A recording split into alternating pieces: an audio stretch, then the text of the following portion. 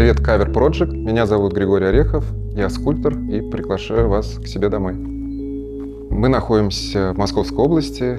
Этот поселок расположен недалеко от Никольной горы. Это, можно сказать, наше родовое гнездо, потому что этот дом еще построил мой отец. Мы вместе построили, скажем так, я был совсем юный, а мой отец скульптор, народный художник России, и я тоже продолжаю его дело.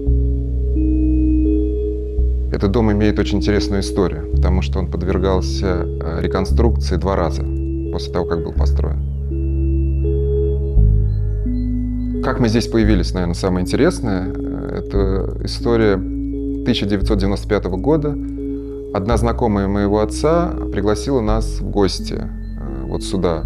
Сказала, что участок рядом с ней продается. Говорит, не хотите ли вы посмотреть? Мы сказали, да нет, мы никогда в жизни не жили за городом, у нас никогда не было дач. И мы приезжаем сюда летним вечером и увидели это место, бескрайние поля, леса, природа. В те времена это был действительно загород. И вот так мы влюбились с первого взгляда и приобрели этот участок. Со временем, как и все, наверное, не только у нас, но и в мире, меняется, трансформируется. Потихонечку дома, город начинает наступать. И начались здесь некоторые угрозы на то, что будут застраивать эти заповедные места какими-то многоэтажными домами. И в один из таких моментов, когда были публичные слушания, и предложили девелоперы застроить поля, внутри все тряслось, и я создал, наверное, один из своих известных ленд-арт проектов, который называется Crossroads, перекрестки. И решил я его реализовать прямо вот здесь, на Москва-реке, прямо рядышком со своим домом. Скажем так, это был мой протест, мой манифест через искусство. То есть я хотел тем самым обратить внимание людей на то, что мы не имеем права уничтожать не то что природу, а именно это реально заповедные места здесь, нетронутые места. Поэтому это был мой такой манифест, лозунг, я не знаю, как назвать. Это пешеходный переход, который был растянут на Москва-реке, и тем самым я представил в своей работе зрителю Москва-реку как шоссе, как некий автобан, автотрассу, пешеходный переход. И работа называется «Перекрестки», потому что всегда у человека есть выбор. Или у девелопера, или, не знаю, у руководителя региона. То есть ты можешь пойти этим путем, можешь пойти этим.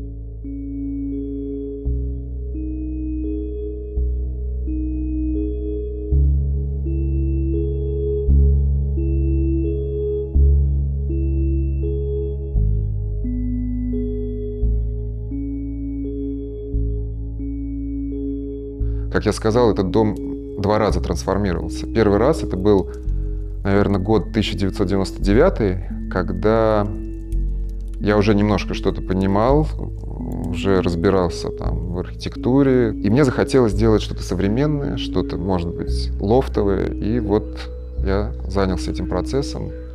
Я перекрасил стены, я залил бетон и отшлифовал его. Тогда это только-только начиналось. То, что я люблю, минимализм.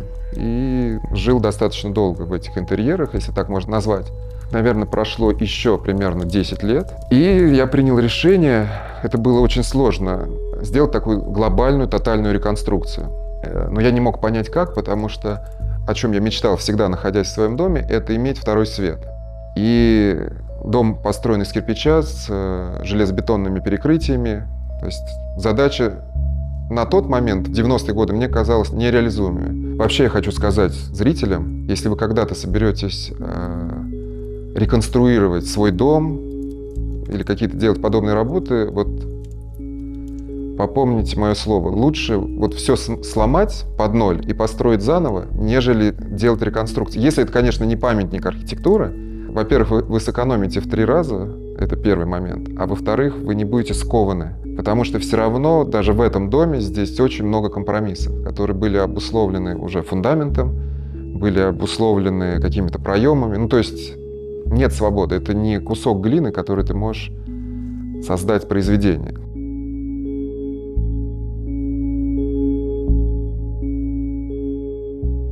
Сначала я думал, что поменяю крышу, сделаю фасады деревянные, но когда мы начали вскрывать то, что было сделано, я понял, что катастрофа. То есть надо полностью все менять. Крыша, ее практически не было, потому что строители были недобросовестные, утепления не было. Самое сложное, это, конечно, было убрать железобетонное перекрытие, не повредив и, как вы понимаете, не разрушив саму коробку дома, да, то есть нужно было сначала усилить стены, чтобы они не разъехались. То есть, естественно, у меня был конструктор, с которым я советовался, но вот мы сделали подпорки и полностью поднапрягли перекрытие второго этажа и поднапрягли перекрытие цокольного этажа, потому что, передав нагрузку на первый этаж, соответственно, мы должны обязательно усилить и этаж, который находится снизу, иначе все это может сложиться. Мы взяли в аренду фрезу, то есть алмазная пила, и просто как макароны начали нашинковывать перекрытие, каждые 10 сантиметров. И дальше мы на кусочки маленькие нарезали, и все это в мешках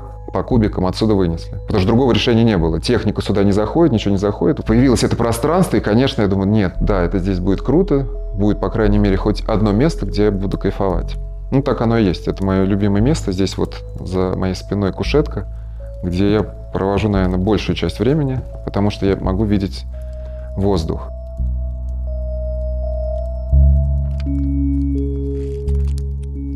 И первая мысль, конечно, была сделать дом бетонный, такой минималистичный, но форма все равно, двухскатная кровля, не позволяла. И мы решили вместе с моей женой, все-таки дом должен быть, наверное, деревянный, чтобы это, дача, загород, и, наверное, все-таки в этот стиль уходить.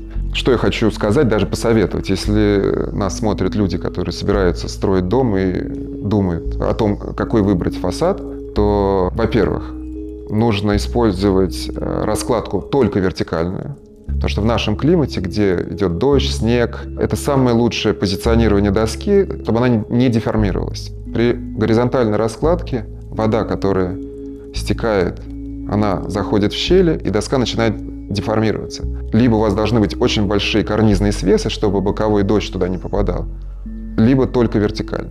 Этому фасаду уже, по сути, примерно 10 лет, даже более 10 лет. И мы его ни разу не реновировали, то есть он в идеальном состоянии, швы примерно 2 миллиметра, и все сохраняется. Это один момент в деревянных фасадах. Второй – это, конечно, материал.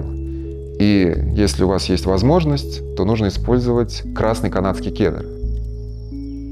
Когда купили участок, и отец нашел каких-то строителей, естественно, строитель оказался нечистоплотным, скажем так, когда он взял деньги, а то, что обещал, он не построил. И мы остались у разбитого корыта, дом до конца не достроен, и дальше я начал находить уже в тот момент, мне было, наверное, лет 17 или 18, какая-то кривая крыша, там металлочерепица неправильно положена. И я начал в этом разбираться, и сам своими руками я пригласил своих друзей, и мы начали сами это делать. То есть я начал физически просто строить дом. То есть мы переложили сами крышу, я научился металлочерепицу укладывать. Я научился укладывать плитку, потому что я не мог понять, как так вся плитка криво уложена. И вот у меня начал появляться такой опыт. Я с детства, конечно, работал, я в мастерской с отцом, в пластилине, в глине, сварка, болгарки. То есть это не то, что я тут свалился. Нет, конечно, для меня это ручной труд, он был с 10 лет. То есть это меня отец к этому приучил, привил. Поэтому просто здесь это было что-то новое, да, там строительство. И таким образом здесь я начал в том доме, который до реконструкции, я прошел здесь, можно сказать, от штукатура до плиточника там, и электрика.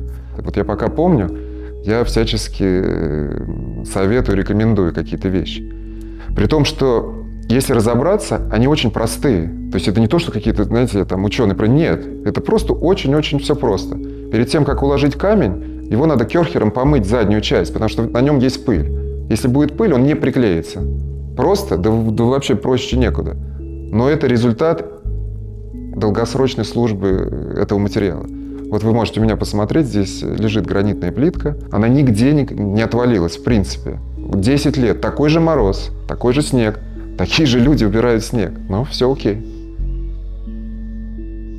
Этот дом – это коллективный труд. Моя супруга Дана внесла огромный вклад в то, чтобы этот дом действительно стал очень уютным и не раздражал. Потому что если бы все-таки мы пошли по моему пути, а я очень настаивал на темном поле, на темных стенах, сейчас бы мне пришлось в 3-й раз реконструировать его. Поэтому здесь Дана повлияла, я ей благодарен. Привет, меня зовут Дана Матковская, я сооснователь архитектурного бюро А2М. Вы можете знать нас по музею Зоя, здание для которого мы спроектировали. это Эйнштейн. Интерьер дома начался с борьбы света и тьмы. Светлые стены и естественный цвет дуба мне казались единственным выходом из ситуации. И до сих пор я считаю, что это беспроигрышное решение. И, в принципе, в большинстве интерьеров это прекрасно работает. В борьбе двух цветовых концепций был один проигрыш. Это диван, который до сих пор мозолит глаза. Он, конечно, крайне практичный, коричневый, кожаный, но хотелось бы эту комнату не утяжелять, не заполнять диваном, а оставить главную роль для рояля. Помимо борьбы цветовых концепций были и конструктивные споры, например, относительно этих двух проемов. Гриша хотел один широкий, чтобы было сразу большое пространство, а мне казалось необходимым сделать два, чтобы запутать гостя относительно того, куда ему повернуть, а также высвободить дополнительные поверхности для искусства, которые мы очень любим, и всегда не хватает места, чтобы его экспонировать. В интерьере есть и объекты моего дизайна. Например, этот пуф мягкий снаружи, но стальной внутри. Это полированная до зеркала сталь. Крайне сложно добиться этого на вогнутых поверхностях. Спасибо Грише, что он мне с этим помог. Если бы меня попросили описать этот интерьер в 3 словах, я бы сказала, что он светлый, игривый, но при этом строгий. И в целом я бы так охарактеризовала вообще то, что я делаю сегодня. Мне нравится, когда все не слишком серьезно, но при этом лаконично и выверено.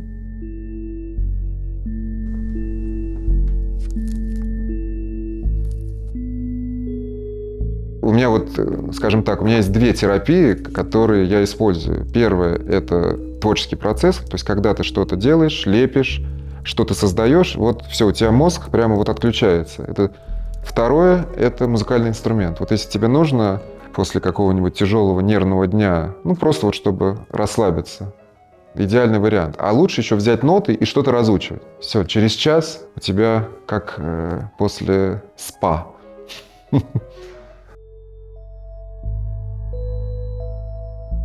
Ну, вы можете увидеть подставку под музыкальное оборудование, которая была создана спонтанно, кстати, перед съемками L-Decoration. То есть мы жили вот так на коробках, и нужно было что-то придумать. Я привез из мастерской отца бревно красного дерева, которое стояло там. И вот мы его сюда привезли. Дальше я взял белый каррарский мрамор также из мастерской, вот отпилил вот там ножки, подставки. Вот так родилась подставка, скульптура или как угодно. Ну, выглядит очень круто, на мой взгляд. То есть это то, что я очень люблю, когда такой абсолютный минимализм. В моем доме, вы видите, есть скульптура. Это мои работы, ну и работы моего отца. Агата, которая здесь находится, это маленькая версия, она размером 1,60 м. И я ее поставил, во-первых, потому что я люблю эту работу, и мне кажется, что она очень хорошо интегрировалась в этот дом. Друзья, которые сюда приходят, они видят, как это может быть вообще, и удивляются, говорят: ой, как классно. Не, все, что здесь вы видите, это то, что я люблю. То есть я не... Иногда бывает, есть работы, которые я не люблю. Это нормально. Со временем ты осмысливаешь и понимаешь, что нет, это была ошибка. Да вообще, я считаю, любой человек, и художник в том числе, имеет право на ошибку, как и любой человек. Знаете, как мой отец спокойно говорил, что художник не имеет права быть плохим художником, потому что это так же вредно, как и быть плохим врачом. Может быть, это немножко так жестоко звучит, но мне кажется, что он очень прав. Задача художника – это формировать вкус, да, то есть безусловно, врач – это профессия важнее, но все-таки творческие профессии, они тоже, делать людей счастливыми – это тоже нужная работа. Или вдохновлять. Те работы, которые вы здесь можете увидеть, это то, что мне, на мой взгляд, удачные работы. Это Агата, это «Спасательный круг». Работа называется «Спасение». Это такая аллегория, да, на всеобщее спасение мира. И с объемными предметами совершенно по-другому пространство начинает жить. Появляется объем, сразу ты чувствуешь пространство, ты понимаешь это пространство, объем, глубину, ну то есть все, начинает все работать. Так же и в доме. Предметы мебели, это же, ну, тоже это, можно сказать, скульптура. Просто это утилитарная вещь, и, можно сказать, она полезнее для жизни, в принципе, для людей. Но это тоже скульптура, это же тоже объем. Просто чем отличается искусство скульптуры от мебели? Тем, что в творческие работы, в скульптуры заложен смысл, да? То есть еще есть какой-то месседж, посыл, что ты хочешь сказать. Вообще все мои работы — это, в принципе, наверное, мои эмоции и какие-то мои мысли, и то, что я хочу сказать людям. То есть у меня нет таких работ, которые просто красиво. Нет. Причем не обязательно вы должны прочесть то, что я туда заложил. Очень часто люди, вот, например, мою работу «Никуда», это красная дорожка, которая была представлена в 22 году в парке Малевича. Я в комментариях увидел столько смыслов и понимания этой работы от людей. И это так круто, когда ты, вот знаете, это как ребенка ты родил, запустил в мир. И он уже сам живет. Он уже, да, он твой ребенок, но это отдельный человек. Вот твоя работа, наверное, в мире начинает вот так самостоятельно жить. Я как сапожник без сапог, вот единственное, что не удалось закончить, это ландшафт. Это отдельная история, это очень сложно. С ландшафтом можно подождать, а вот с просьбами детей ни в коем случае. Моя дочка Агата просила меня уже много лет построить ей детский домик. Я хочу играть, у всех моих подружек есть домики. Говорит, а у меня нету. Я говорю, подожди, мы должны нарисовать, он должен быть классный, он должен быть обязательно соответствовать с фасадами. И вот мы много-много лет думали, какой он должен быть. Покупать в магазине, ну, вы понимаете, там продается какое-то уродство. И вот мы думали, уже Агата росла, и наконец-то вот пришла идея, надо было еще согласовать с Агатой. Агата восприняла этот домик критически, она плакала, она говорит, нет, я не буду жить в яйце. Потом она это приняла, и все, начался процесс создания. Это тоже был... В общем, я легких путей не ищу в жизни, в принципе. Это, наверное, одна из сложнейших была работ, вот конструктивной. Но, тем не менее, мы его реализовали, но Агата там поиграла, может быть, полгода. К сожалению, мы не успели вовремя его сделать, но я надеюсь, что этот домик все-таки там не совсем детский, да, там можно проводить время и взрослому человеку, но тем не менее, никогда не перекладывайте на будущее, особенно то, что просят вас дети, потому что они очень быстро растут. И, по сути, ваши дети — это ваши часы времени. Поэтому уделяйте больше времени детям. Если они просят домик, лучше купить домик плохой, некрасивый из магазина, но ребенок будет счастлив. Так что в этом смысле, может быть, мы не очень хорошие родители, а с другой стороны, может быть, мы воспитываем правильные отношения и правильный вкус к жизни. Не знаю. Время покажет.